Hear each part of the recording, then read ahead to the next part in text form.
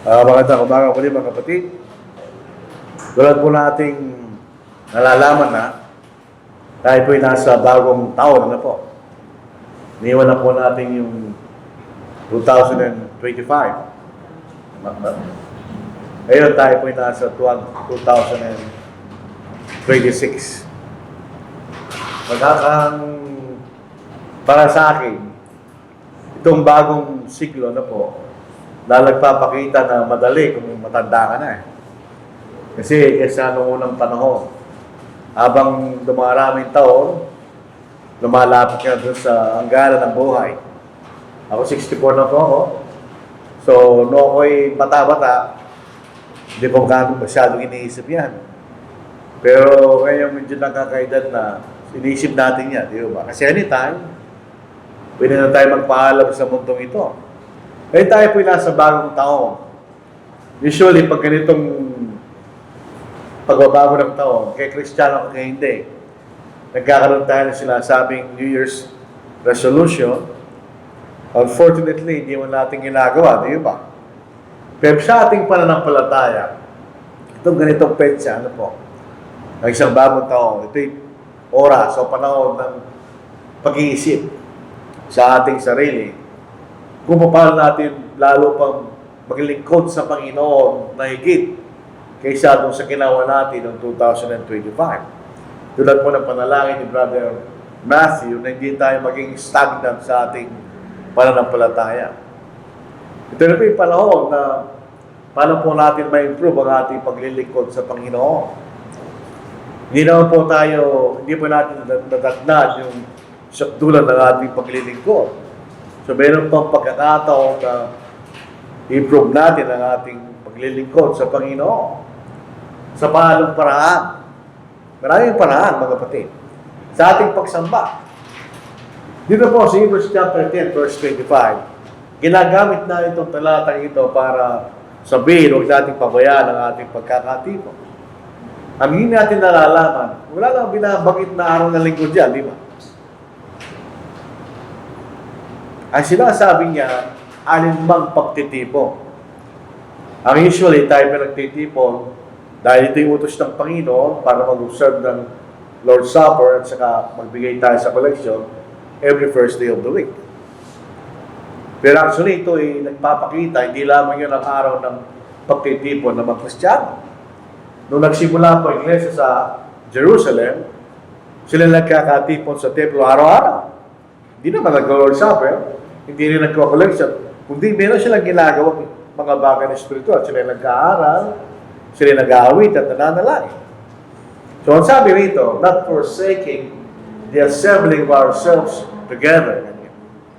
Ang sabihin ng sumulat sa Hebreo, not forsaking, sabihin ito'y isang bagay na mahalaga. Hindi natin pabayaan. Of ourselves together, as is the manner of some. Yan po mga kapatid na hindi seryoso sa pagsamba, may kasama kayo. Noong unang panahon, mayroon din ganong klase mga Kristiyano. But exhorting one another, and so much the more as you see the day approaching. Ito pong uling bahagi ito, hindi nila alam kung ano yung sabihin. Pero para sa akin, sa pag-aaral, itong araw na ito, hindi yung uling araw, dahil hindi naman natin malalaman yun eh. Ito yung destruction of Jerusalem. Ang sinulatan niya yung mga Hebreo, sila nasa Israel, di ba? So, habang nakikita na yung palatandaan na malapit na yung kanya, lalo kayo maging matatag sa inyong pananampalataya. At ito yung ginagagawa natin pag tayo nagkakatipon, kanya. Purpose po ng ating pagkakatipon to encourage one another, exhorting one another. Turuan ng bawat isa para tayo lalong tumibay sa ating pananampalataya. Tanong, question. Tayo ba'y present every assembly? Ito yung priority ng isang Kristiyano kasi may utos sa atin, huwag nating pabayaan. So ating priority every Sunday ay tayo sumamba. Kaya ang tanong dyan, tayo ba'y present every assembly? Pangalawa, tayo po ba'y dumarating sa oras? Ito yung problema ng Pilipino ito eh. Ang napansin ko po sa atin nung pre-pandemic, ang pagsamba noon ay alas 8 ng umaga, mas maaga pa yun. Mas dumarating sa oras tayo ng panahon na yun. Hindi ko alam kung naapektuhan tayo ng pandemic. Kasi ngayon, hindi na tayo dumating sa oras. Pero tandaan natin, kailangan tayong dumating sa oras. Pasinin nyo, si Abraham, nangutusan siya ng Diyos, nayahin niya si Isaac na kanyang anak. Anong ginawa ni Abraham? Maaga siya nagising. Eh siya, mahalaga yung utos sa kanya at napakahirap pa dahil ipapatay niya anak niya, iyahin niya. Pero siya yung maaga nagising kanya at inihanda niya mga bagay na gagamitin niya at siya yung maaga naglakbay kanya. So yung ating punctuality ay isang larawan ng ating desire na sumamba. Di ba? Kasi mahalaga sa iyo eh. Pag tayo pa pupunta sa ibang, halimbawa, kasalan, hindi ka naman pwedeng malate. Bago ka darating. Pag tayo pupunta sa ating trabaho, ayaw mo rin malate. Pag kayo nag-aaral, ayaw mo rin malate. Question, bakit pagdating sa pagsamba, bakit tayo nalalate? Yan ba yung nagpapakita, hindi mahalaga sa atin na tayo makita natin, makasama natin ang Panginoon sa araw ng pagsamba? Kano yung desire mo na ikaw ay makipagkita at paglingkod sa Panginoon every assembly, every Sunday? Kasi dito lang natin magkakaroon tayo ng fellowship sa Panginoon. Pagkasama natin siya, di ba? Dahil sabi niya, hindi na ako inom ng katas ng ubas na ito, di ba? Sabi sa Matthew 20, verse 29, hanggang sa kaharian ng aking Panginoon, ng Diyos, kanya. So, kahit hindi uminom ang Panginoon, kahit di siya kumakain dyan, meron tayong fellowship sa Kanya. So, wala ba tayong desire na makasama natin ang Panginoon? So, ito yung mga katanungan po sa bagong taon. In other words, kung nagkulang tayo nung nakarang taon, we have to improve. Magano tayo? Kung hindi tayo maliligtas. Kung hindi priority ang pagsamba sa Panginoon. Tandaan natin, sabi niya, not forsaking the assembling of ourselves together. Dito po sa modernong panahon, mas maraming stress ang pagsamba. Kung lalalaman ko lang ang mga bagay nito, hindi na kami pumayag na yung isang anak namin ay maging medtech. Kasi may pagkakataon, katulad ngayon, may trabaho siya, di magsamba. Ito yung stress ng bagong panahon na hindi katulad ng naulang panahon na mas madali ang sumamba sa Panginoon sa araw ng linggo. So, yun po ay tungkol sa pagsamba. Tungkol po sa ating pag-aawitan. May mga, hindi naman natin kinukumpara, pero para tayo maawit. Ang awit, dalawang bahagi yan. Yung physical na pag-awit at saka yung puso mo habang kayo maawit yan. Pwede tayong umawit ng magandang awit na pero ano lang, parang robot lang. Walang damdamin. Yung ba ang gusto ng Panginoon? Basahin natin. Let the word of Christ dwell in you richly in all wisdom, teaching and admonishing one another in psalms and hymns and in spiritual songs, singing with grace in your hearts to the Lord. Dahil ang ating pagpaawitan, hindi lang tayo pumupuri sa Panginoon. Tayo nagpapasalamat sa Panginoon.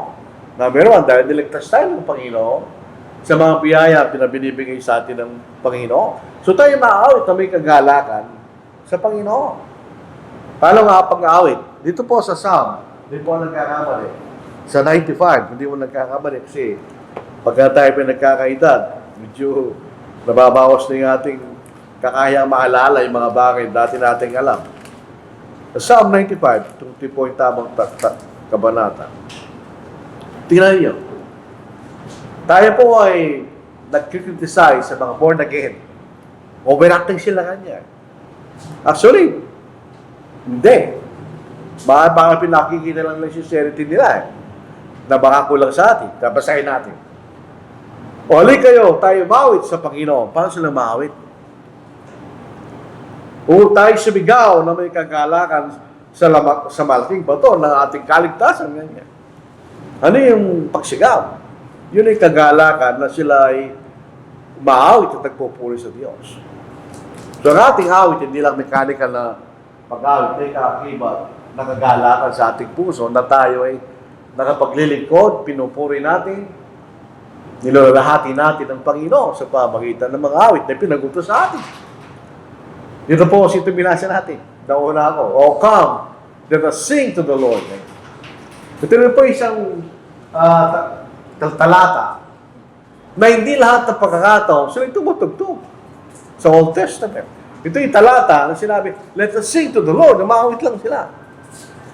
"Let us shout joyfully to the rock of our salvation. Let us come before His presence with thanksgiving." Ganyan. Tulad ng sinasabi dito, "Singing with grace in your hearts to the Lord. With thanksgiving, let us shout joyfully." Ganyan. To Him with songs. Sige nyo yung quality ng pag-aawit during the Old Testament. They shout joyfully. Ganyan. Shout joyfully. Ganyan. Sila'y magalak na umaawit sa kailang tagapagligtas. Itong rock of our salvation, sinasabi, ang ating kaligtasan ay tiyak. Kasi bato yan eh. Hindi matitinag yan. Kaya sa kanyang pangako na tayo liligtas, dadalhin tayo sa langit. Ganyan. So sa taon na ito, paano tayo aawit ng pagpupuri sa Panginoon? Hindi tayo mechanical. Kung mechanical lang, kumuha lang tayo ng tape recorder, tapos play lang natin. Hindi yan ang gusto ng Panginoon. Nakikita, gusto niya natin purihin siya na may tunay na pagpupuri kanya sa pamagitan ng ating mga awit. Dito po sa salita ng Diyos. Ito Psalm 119. Ito ang pinakamahabang awit sa aklat na mga awit. Ito yung patungkol sa salita ng Diyos. Ang kanyang kahalagahan at pagtingin. Dapat nilang pagtingin kanya sa salita ng Diyos. Ito sa awit, 119 verse 97, hindi ko alam kung ano yung parang alphabet lang yun. "Oh, how I love your law. It is my meditation all the day." Ganyan. May pagkakaibing pag-aaral, may pagkakaibing meditation. Sabi, pag ikay nagme-meditate, hindi mo lang tinitin ka hulugan. So sabi niya, "It is my meditation all the day." Ganyan. Di natin lang kung literal yan o isang hyperbole o exaggeration para pakita lang niya kanyang pagmamahal sa kautusan ng Panginoon. Ganyan. Minsan, ito ang problema sa mga tao. Nakikita natin ang kailang pagbibigay ng kahalagahan sa salita ng Diyos. May mga tao na nanonood ng TV 24/7. Kasi may hindi na nga natutulog eh. Pero anong oras ang nilalagay nila sa salita ng Diyos? Kumbaga, pagka natural sa tao, paborito niya yung pagkain, palagi na kinakain. Yun talaga yung tao. Pag paborito mo yung pagkain, palagi mo kinakain, paborito mo nga eh. Pag hindi natin kinakain ang salita ng Diyos, hindi natin paborito, di ba? Nung tuksoy ng diablo ang ating Panginoon, dahil ang ating Panginoon po ay 40 days, 40 nights, uminom lang siya, hindi siya kumakain. So, siyempre, siya gutom na. At ang diablo, ang kanyang pinakamagandang panahon na tuksoyin ka, doon sa kahinaan. Technically, ang kahinaan ng Panginoon doon ay siya gutom. Sabi ng diablo kanya, sa verse 2, na Matthew chapter 4, at hanggang verse 4, siya ay 40 araw at 40 gabing nag-aayuno, pagkatapos siya, nagutom siya. Dumating ang manunukso at sinabi sa kanya, talaga namang gutom na gutom siya. 40 days, 40 nights eh. Dumating ang manunukso at sinabi sa kanya, "Kung ikaw ang anak ng Diyos, ipag-utos mo ang mga batong ito ay maging tinapay, kaya gawin ng Panginoon niyo." Kaya sagot ng Panginoon, kung siya sumagot, nasusulat, hindi sa tinapay lamang mabubuhay ang tao kanya, hindi lang ang mahalaga yun, yung pagkain kanya, hindi lang yung kanya. Kundi sa bawat salitang lumalabas sa bibig ng Diyos. So ito yung pagkain natin. Hindi pagkain ng ating katawan. Ito yung pagkain ng ating kaluluwa. So hindi natin pinapakain ng ating kaluluwa. Kung may pangangaral, tayo ba'y nakikinig na mabuti sa pangaral ng salita? Pag ako'y nangangaral, hindi naman ako'y nagtuturo eh. Pinapaliwanag lang natin yung salita ng Diyos. Para ang Diyos nakikipag-usap. Yun ang kanyang mensahe, di ba? Tayo ba nakikinig? Binabasa, binubuksan ba natin ang Biblia habang tayo nakikinig? Yung mga Kristiyano, meron tayong Biblia. May mga Biblia, dahil Biblia dyan, pero hindi ko kilala yan. Meron akong Biblia na kilala ko. Dahil palagi mo sa binubuksan. Pag wala yung binubuksan ng Biblia, makikilala mo yung Biblia mo. So, tayo pa yung nakikibasa.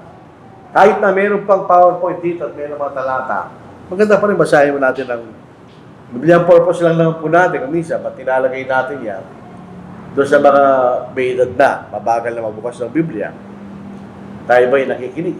O tayo ba yung nagtitake notes? Ang sabi ng teacher ko sa college, the more na inuulit mo yan kanya, the more na maalala mo yan kanya. So, abay kay nakikinig, sulat mo kanya. Dahil iba yung nakikinig kay, may sinusulat mo kanya.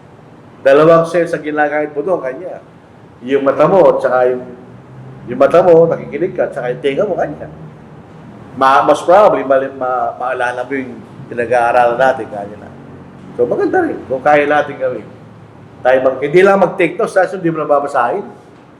Walang mechanical din yun, wala nang kwenta yun. Pag nag-take note tayo, kung meron tayong kakayahan, dahil may mga tao mabilis magsulat, basahin din natin ulit. Parang review sa ating pinag-aaralan. Dahil mahalaga po ang salita ng Diyos. Nakikita rin po natin yung tamang spirito sa salita ng Diyos. Yung mga denominations, kung ano sasabihin ng preacher nila, yun na yun, tama na yun, mali yun. Paano kung mali sinasabi niya? Hindi tumanggap ka ng mali. Dito po sa Acts chapter 17 verse 11, ang ating si Apostle Paul naglalakapay siya. Kung sila sa Thessalonica, pinagbabato sila ng mga Hudyo. So siya yung umalis doon, nakarating sila sa lugar na ito. Masabi rito, these were more fair-minded than those in Thessalonica. Ito yung mga Hudyo, di Kristiyano. Ito yung sa Berea. In that they received the word with all readiness. Tinanggap nila talagang na may pagsisikap, sabi sa Tagalog. And searched. Hindi sila natapos doon. Huwag tayo matapos dito. Magawa sa pagkakataon nito, wala silang problema dahil nagturo ay si Apostle Paul, inspired by the Holy Spirit. Yan nga ang point ng talatang ito. Kung si Pablo, inspired by the Holy Spirit, kinakailangan pa rin lang tignan ang salita ng Diyos kung tunay sinasabi ni Pablo, no more tayo. Dahil nagsasalita ay hindi inspired by the Holy Spirit. Sabi nito, and search the scriptures daily to find out whether these things were so. Kailangan nating patunayan na yung napakapakinggan natin ay totoo hindi. Para sa kaligtasan ng ating kaluluwa, para kaligtasan din ng nagsasalita. Baka mali sinasabi niya. Pwede nasa incorrect sa tamang paraan, di ba? Kailangan natin subukin. Testingin natin yung napapakinggan natin. So ba ito? Totoo, hindi. Sabi ni Pablo, test all things. Doon sa lumang salin, prove all things. Hold fast what is good. Kanya. Yung mali, alisin natin yun. Yung tama ating tatanggapin. Kanya. So yun ang ating dapat maging magandang spirito ng ating pagtingin sa salita ng Diyos at pakikinig. Magaling seryoso tayo sa pakikinig at the same time, gusto natin patunayan kung totoo, hindi. In most cases, ang tinuturo, tama naman.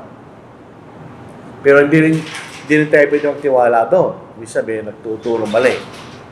Kahit kilala natin siya, pero may siya nagtuturo ng mali. So, kailangan tayong on guard. Kaya, maganda yung spirito ng mga taga-Beret, di ba? Kailangan natin pag-aralan ang salita ng Diyos. Kaya alam po niyo, hindi naman automatic na maula-maula ng Biblia. Hindi naman. It takes years. Kami dala ni Brother Ron, nagsimula kami pareho sabay. Ang nangyari sa amin, noong araw-araw ng bautismo, yung dapat nakasama ko si Ramil, yung namatay namin kapatid. Dahil kami tinutulong ng preacher noon. Kaya nung nangyari, nung araw ng bautismo, si Brother Ron nandun doon. Ayun ang bautismo kayong dalawa. Tapos, nag-aaral salita ng Diyos. Nakikita ko si Brother Ron, magaling mag-take notes. Ako hindi ako magaling sa ganun eh. Magulo ako eh. Pero siya, organized. Ganun na sila sabi sa atin. Be diligent to present yourself approved to God, a worker who doesn't need to be ashamed, rightly dividing the word of truth. Dun sa ibang salin, rightly setting forth the word of truth. Kanya. Ibig sabihin, ginagamit natin ang salita sa tamang paraan. Dahil pwede natin gamitin sa maling paraan, katulad ng ginagawa ng mga denominations. Pinapervert nila ang salita ng Diyos. Pero para tayo maging approved, sabi niya, be diligent. Kailangan natin magtyaga. Bigyan natin ng effort at panahon. So Ephesians 5:17, therefore do not be unwise. Alam niyo yung sa Tagalog na mangmang. Yung mangmang, hindi naman walang alam yun. Ibang salita sa walang alam. Yung mangmang, alam niyo dapat niyang gawin, pero hindi na ginagawa. Yun ang mangmang. Yung marunong, alam niyo dapat niyang gawin, ginagawa niya. Marunong yun. Therefore, do not be unwise, but understand what the will of the Lord is. Ganyan. Utos sa atin yun. Kailangan natin unawain kung ano kalooban ng Panginoon. Ina-assume natin na alam natin yun. Paano mo i-assume na gano'n? Alam lang natin kung pinag-aralan mo. Hindi naman po pala yung common sense sa salita ng Diyos. Kung minsan may malalalim na bahagi ang kalooban ng Panginoon na kailangan natin pag-aralan. Karamihan, madaling maintindihan. Pero may bahagi rin na yung mahirap maintindihan. May challenge po sa atin na unawain ang kalooban ng Panginoon sa ating pagbibigay. Dati, si Brother Ronnie nagtanong sa atin na tungkol sa online, pwede bang yung pagbibigay online? Basta araw na linggo, pwede yun. Habang kayo nagsasama, itong bigay yung online. Dahil ang pera, iba-ibangan nyo yan. Yung pera natin ngayon, pera na walang value. Ang value lang natin dahil sa pamahalaan. Ginagarante niya yung value. Noong unang panahon, mismong gold yung pera. Meron silang intrinsic value. Tapos, nawala yun. Gold standard lang. Dahil masyado mabigat ang gold. Yung mga may-ari ng gold, dineposito ang gold nila sa gobyerno at magbibigay ng note ang gobyerno dun sa value ng gold. Pera yun. Tapos, nawala siguro ng gold yung mga pamahalaan, dito na gold standard, panahon natin ngayon. Ngayon, meron ng bagong pera. Ang tawag dyan, digital money. Walang problema doon. Basta araw na linggo, kilik mo siya, pumasok mo sa kung saan man yung account ng church. So, walang problema yun. Parang pera din na. So, yun ay bahagi ng ating pananampalataya. Hindi natin ginagawa ito para maginabang ang sinawa. Hindi naman. Ito yung utos sa atin. Sige na yun. So, let each one give as he purposes in his heart. Itong salitang ito, pinagaling ang salita nito, ito lang ginamit sa buong Bagong Tipan. Itong salitang ito, yung pinagalingan niyang sa salitang Grego, dito lang ginamit sa talatang ito. Ang ibig sabihin niya, ipinag-iisipan mo mabuti kung ano bibigay mo sa Panginoon, kanya. Not grudgingly o napipilitan or of necessity, for God loves a cheerful giver. Sabihin, pag nagbibigay tayo, ito'y dahil sa pakinanasan nating maging kalugod-lugod sa Diyos. So, ano magkano bibigay natin? Hindi rin sinabi. Mas mahirap pa nga sa panahon natin ngayon kaysa sa Old Testament. Old Testament, 10%. Wala nang computation yun. Wala ka lang isipin. Dito, hindi. It's a matter of faith. Gano'ng kalaki ang pananampalataya mo sa Diyos sa iyong pagbibigay. Sa 1 Corinthians 16 verse 2, on the first day of the week, araw po na Sunday yun, let each one of you lay something aside, storing up as he may prosper. So, ang ating patayan, paano ba tayo kumiginhawa? Every day, sa buhay natin, paano tayo iginiginhawa ng Diyos? That there be no collections. Well, ito po yung context po nito, tutulungan yung mga kapatid sa Jerusalem at darating si Pablo, kukunin ng tulong kasama ng mga messenger sa iglesia sa Corinth. Kanya. O sabi nito, magkano bibigay natin? ayon sa ating giniginhawa. Mas mahirap pa nga yan. Kaya nga, mas challenging ang panahon natin kaysa sa Old Testament. Doon, napakadali, 10%. So, paano ka nagbigay sa Panginoon? Hindi siyang bagay na dapat nating i-reflect every now and then. Tama na ba ang binibigay ko sa Panginoon? Ayon sa biyaya na tinatanggap ko sa Panginoon.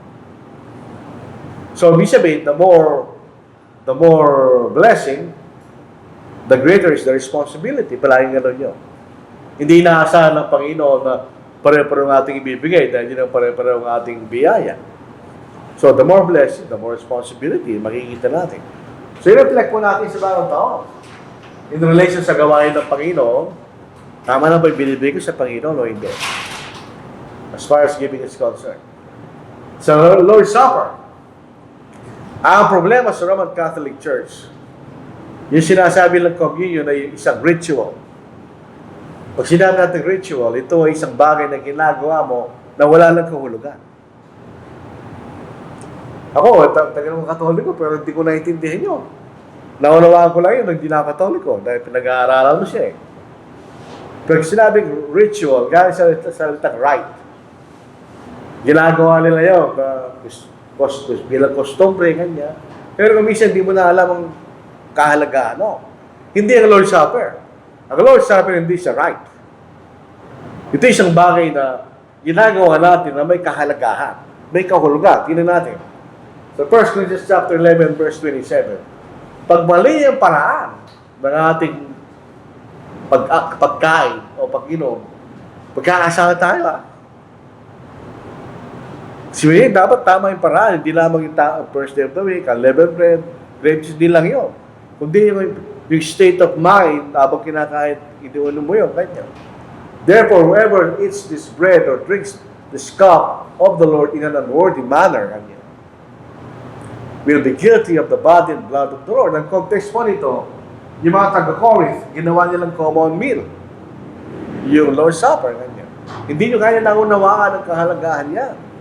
Pag ginawa yung sa paraan na yan, hindi karapat-dapat na paraan, ay magkakasala ka kanya. But let a man examine himself, and so let him eat of the bread and drink of the cup. For he who eats and drinks in an unworthy manner, eats and drinks judgment to himself, not discerning the Lord's body. Hindi mo inisip yung katawan ng Panginoon habang siya'y nakabangon sa krus. So yun po yung mahalagang bagay na ginagawa natin. Ito yung nagpapatibay sa ating pananampalataya. Kaya itong paggawa nila sa din tamang paraan, marami sa kailang nanlamig at namatay na sa pananampalataya. Dito sa pangalang Pedro, sinasabi sa atin, pag hindi tayo lamang sa pananampalataya, ay nakalimutan natin na may isang namatay para sa atin.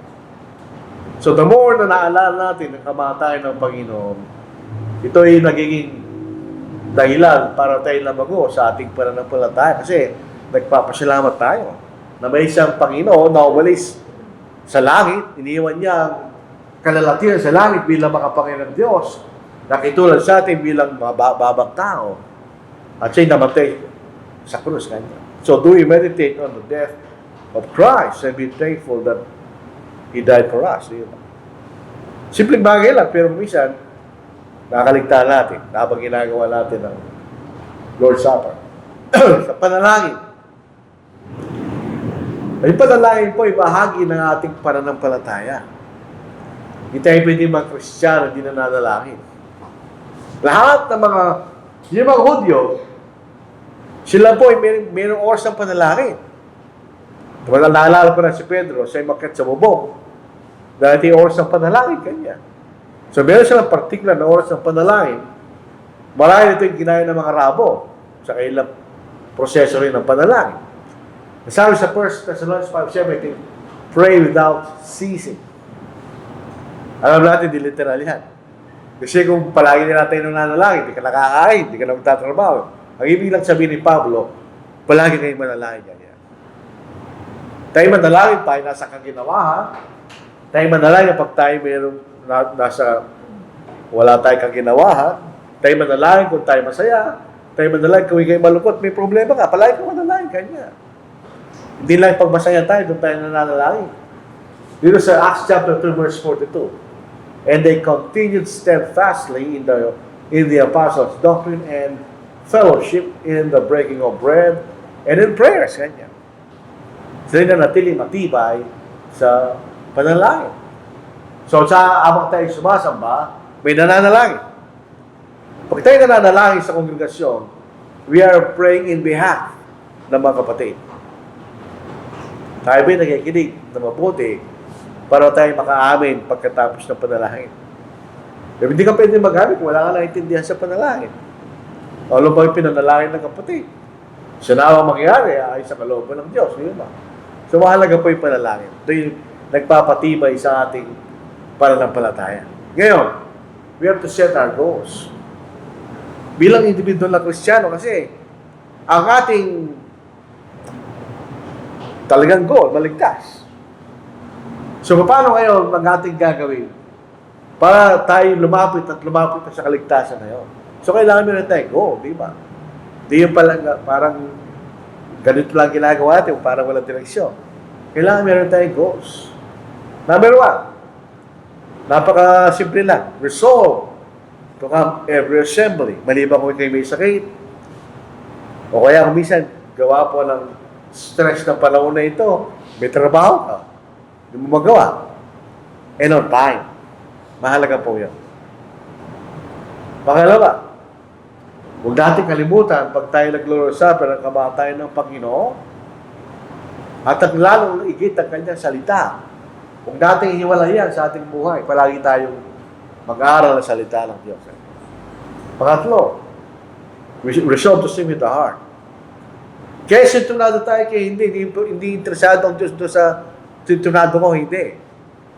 Interesado siya doon sa puso mo habang ikay umahawit. Naunawaan ba yung inaawit mo? Kanya. Ito may pagpupuri sa Kanya. O maganda kung magaling tayo umahawit. Pero problema yan eh. Pero paano kung talagang sintunado ka, may tao lang pag-asa talaga eh. Kahit gano'n mo turuan, sintunado pa rin. Hindi siya interesado, no? Interesado siya doon sa... Kailangan mo umahawit, siyempre. Pero, kailangan interesado siya. Habang umahawit ka, ano nasa loob ng iyong kaisipan at sa iyong puso kanya? Ikaw ba ito na yung nagpupuri sa kanya o kayo umahawit lang? At panghuli, resolve to give according to your blessing and sacrificially.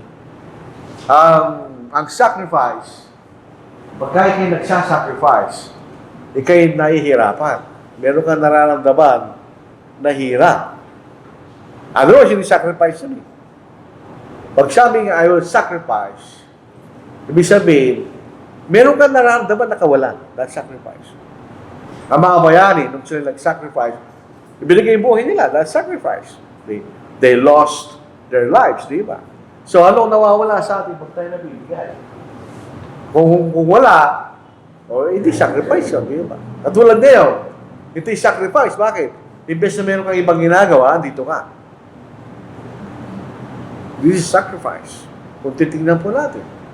So, ito na po si 2025. Matagal lang wala. Pumalik po tayo sa 2026. After itong sermon na ito, pwede mong ulit-ulitin every year. Pwede mo lang yung taon, di ba? Pero yung ating sinasabi, pareho rin. Kailangan tayo magkaroon ng pagbabago. So, ulitin natin bilang panghuli, ano po? Kaya, parang nawala. Nabilis tayo. Isipin natin paano tayo lalo magiging tapat sa Diyos at alisin natin ang anumang balakid. Sa Hebrews chapter 12, yung sinasabi bigat, hindi kasalanan yun eh. Yun ay balakid. Sa anumang ginagawa natin na hindi naman kasalanan, pero dahil sa masyado nating binibigyan natin sa magiging balakid, ganyan, sa paglilingkod sa Panginoon. Siyempre, kasalanan, balakid din yan. Tagalin po natin yung anumang balakid ng ating para di tayo, kailangan tayong lumakad na karapat-dapat sa ating pagkatawag. Sa batay tinawag. Tinawag tayo para maligtas. Sabi nito, I therefore the prisoner of the Lord beseech you, sabihin, nakikiusap ako mabuti kanya, to walk worthy of the calling with which you are called. Namatay yung Panginoon para ka maligtas sa inyo. Paano yung pamumuhay mo kanya? Ito ba'y consistent doon sa pagkatawag sa inyo kanya? Kailangan tayong lumago sa kaalaman at biyaya ng ating Panginoon. Yung biyaya ng Panginoon, hindi nagtapos na nabautismuhan ka. Hindi nagpapatuloy hanggang sa makawa natin ang ating buhay na walang hanggan. Nagbibigay ng transformation sa ating buhay. At yun yung dumarating sa karagdagan ng ating kaalaman. Tungkol sa ating Panginoon at tungkol sa Kanyang salita. At kailangan tayo maging tapat sa Panginoon. Ito sa Revelation chapter 2, ang context po niya, ang mga Kristiyano noon, sila'y pinapatay. Dahil sa kanilang pananampalataya. Pero sabi ng ating Panginoon, ang maging tapat hanggang sa kamatayan dahil pinapatay sila bibigyan ko ng putong ng buhay ganyan. Tayo hindi tayo pinapatay. Pero hindi naman ibig sabihin na hindi tayo magiging tapat hanggang sa kamatayan ganyan. Ang ating katapatan hanggang sa araw ng ating kamatayan. Otherwise, hindi tayo maliligtas. So, walk worthy of our calling. Inward man, renew daily. Alam po ninyo, habang nagkakaedad ka, iba lang mukha mo. Kung titignan natin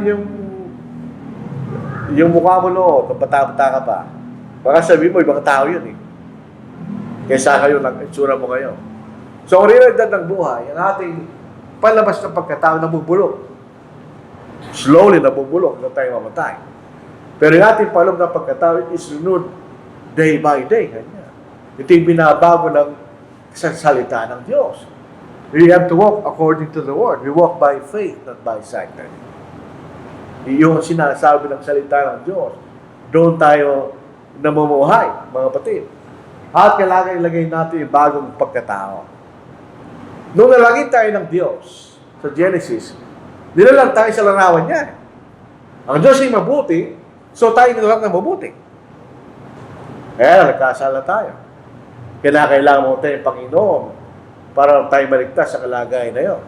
Gusto niyang ibalik yung layunin niya na tayo maging kawangis ng Diyos. Kaya pinalay si Adam at si Eva dahil nagkasala sila. So, hindi gusto kasama ng Diyos ang sinong makasalanan. Ang gusto makasama ng Diyos sa langit, yung katulad niya. Kaya inihanda tayo rito sa mundong ito para magbago tayo ay sa kanyang larawan. Kaya sa Colossians 3:10 at maging katulad natin sa Kristo. Siya ang ating standard.